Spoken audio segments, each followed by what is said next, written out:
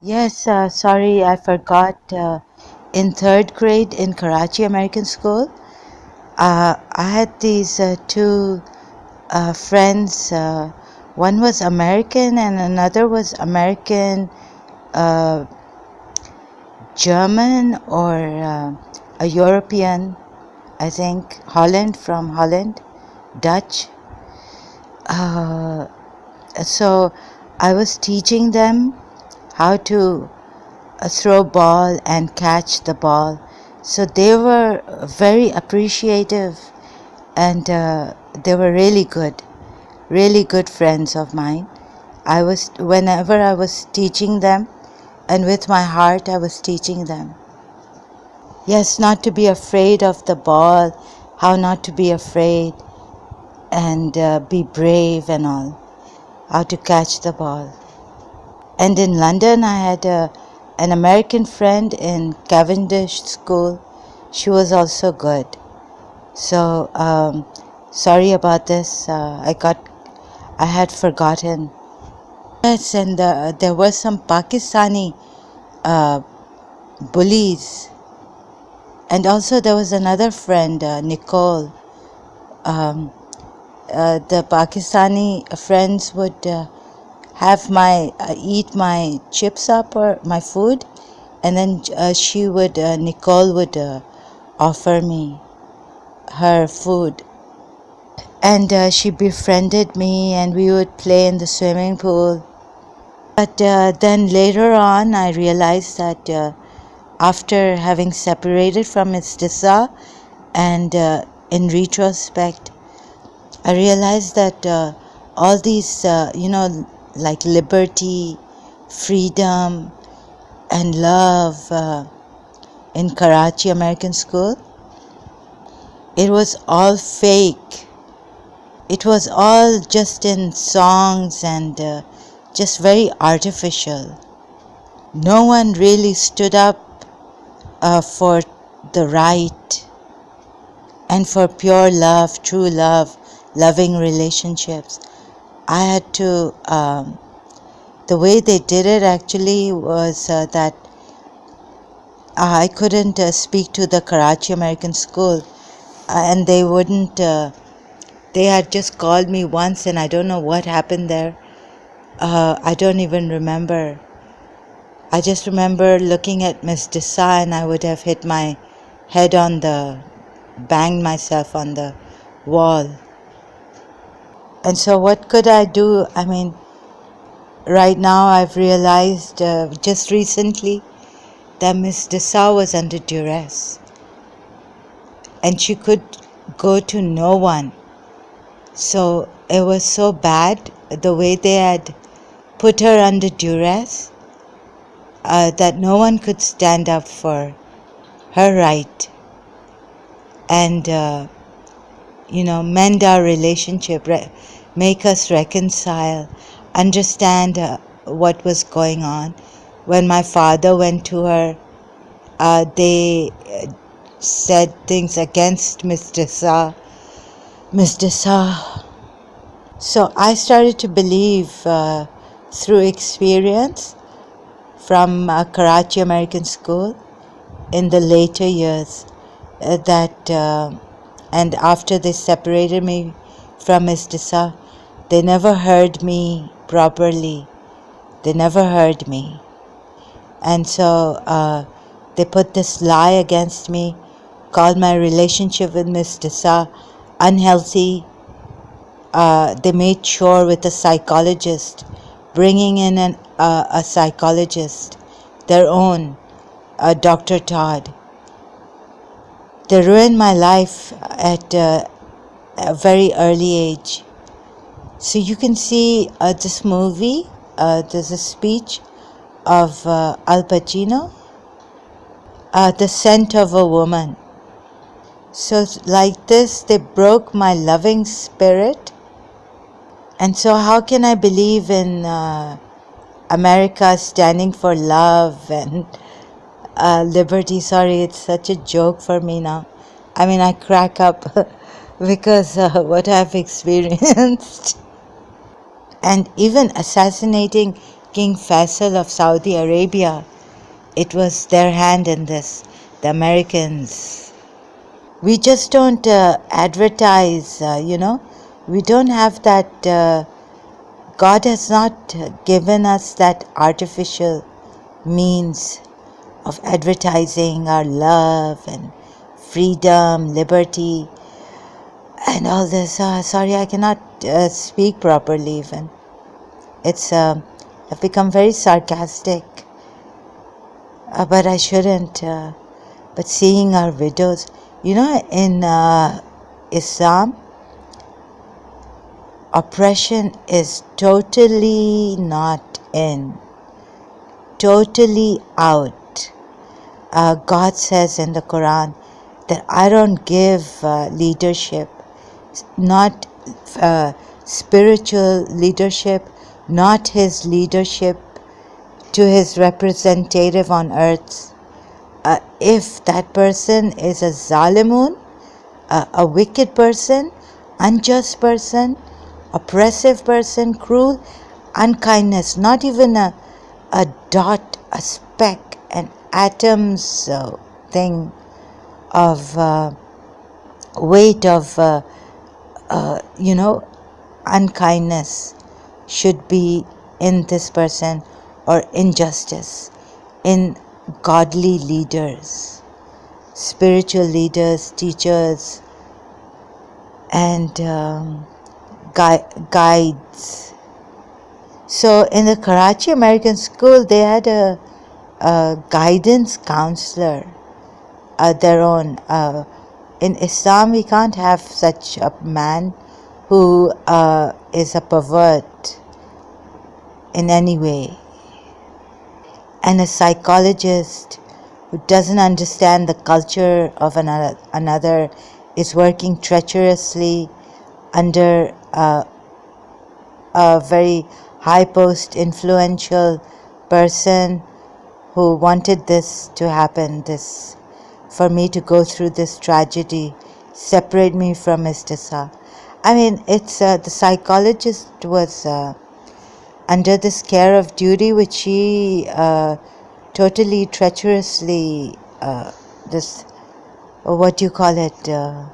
violated her psychology thing, duty of care under being a psychologist.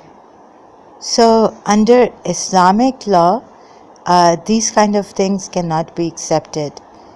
We can't tolerate betrayal, violating duty of care, medical, mental health profession. So we're told that Prophet Muhammad sallallahu alaihi wasallam was a trusted businessman or tradesman. He was Al-Amin, the trusted.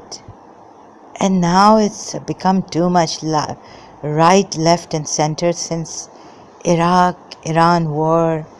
What they are doing is the Americans, using their military power, abusing it actually around the world, throwing their weight, killing people like they are toys, taking lives like they're toys, like they're in their lounge with their computer games and saying things like, kill that bastard, kill that bastard. Toba, God, please excuse my language. And not even considering, like, these poor people, they've never had a party, perhaps, never. Like the White House and like these American mariners. If you had seen Jay Elliott having parties in his house in Karachi, these poor Iraqi people, they've dedicated their lives to their religion.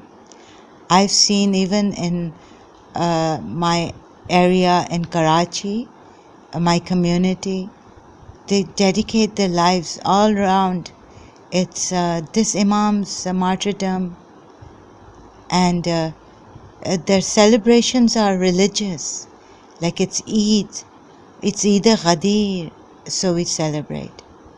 They haven't had one party, only wedding parties. They don't drink alcohol. They don't have different food set on their table. Today they want their hot dogs. They want it barbecued.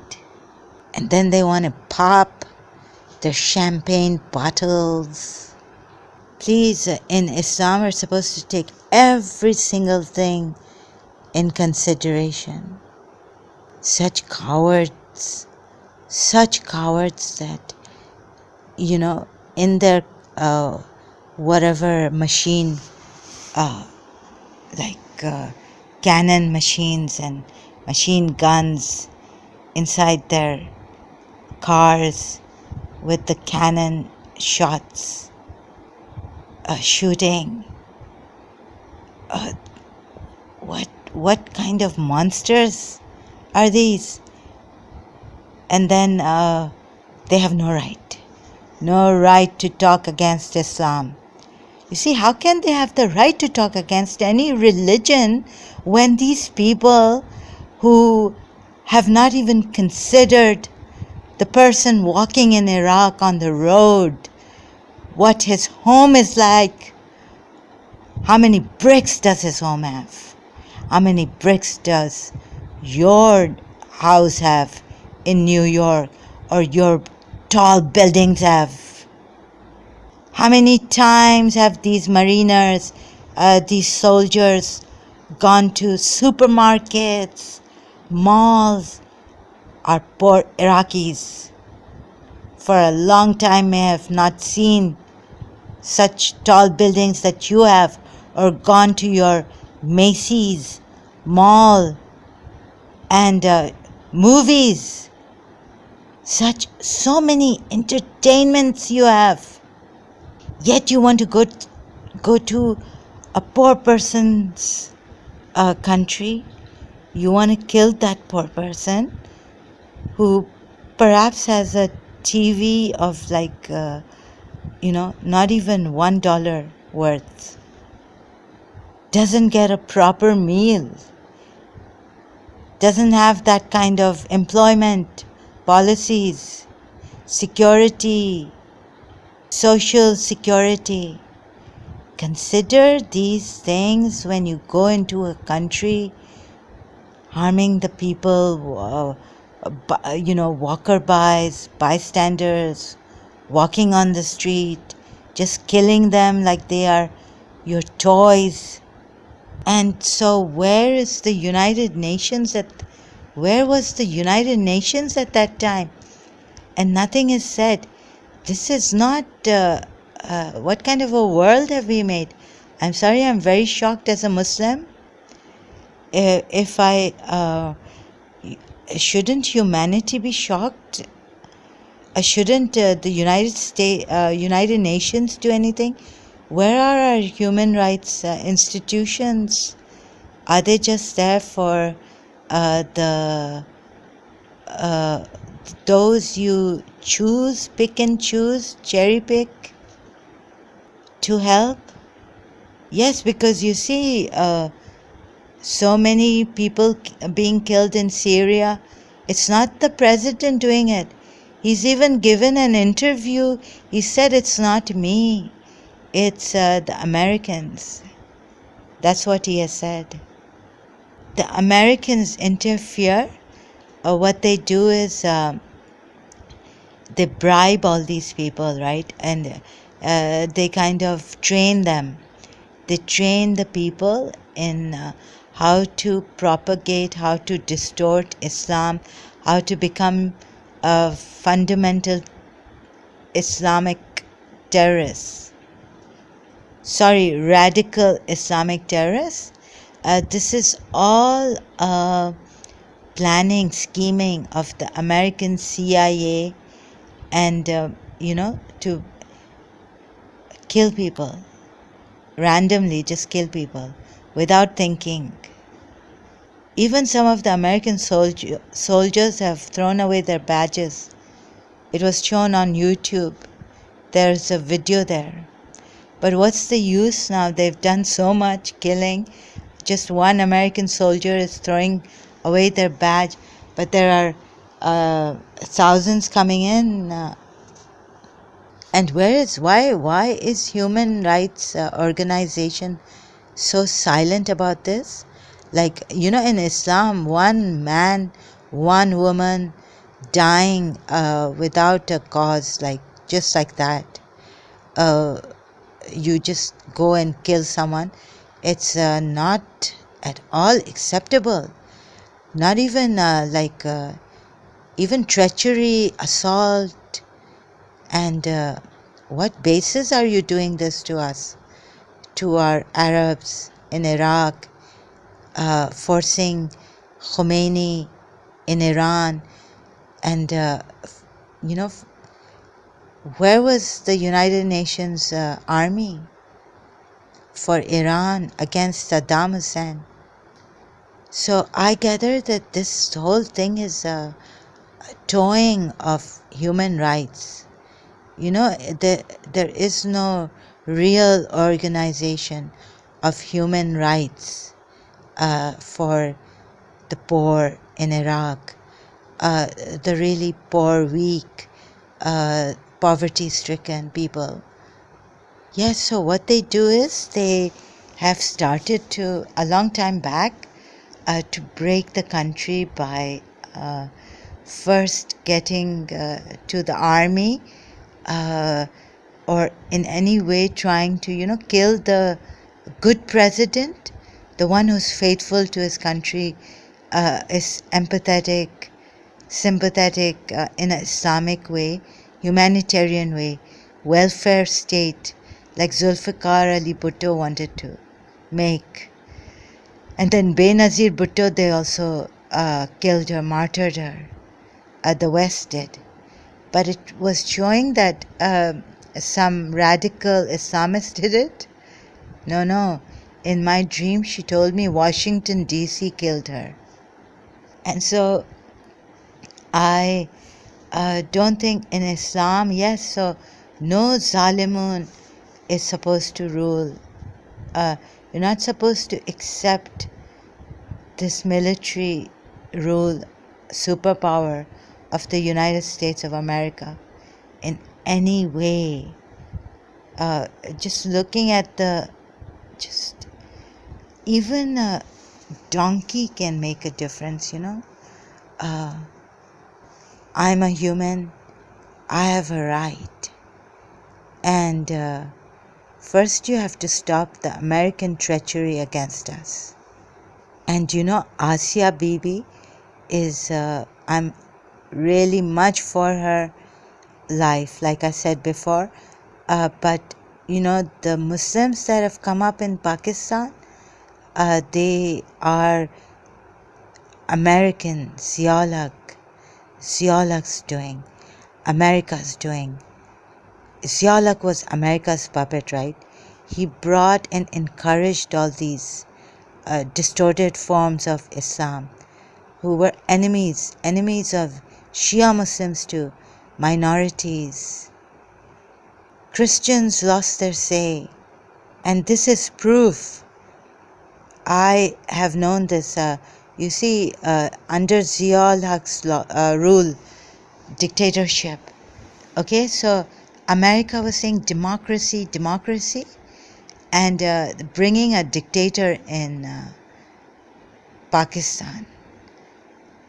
Please see who is deceiving you.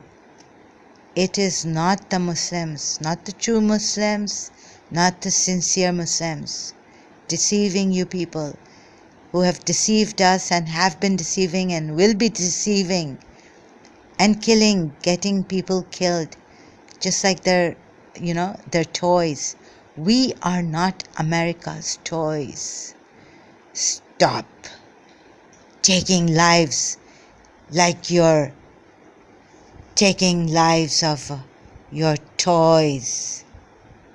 I will continue later, and I'm going to even further try to wake you up and Open your eyes to the deception, wicked, cruel deception against the United States of America.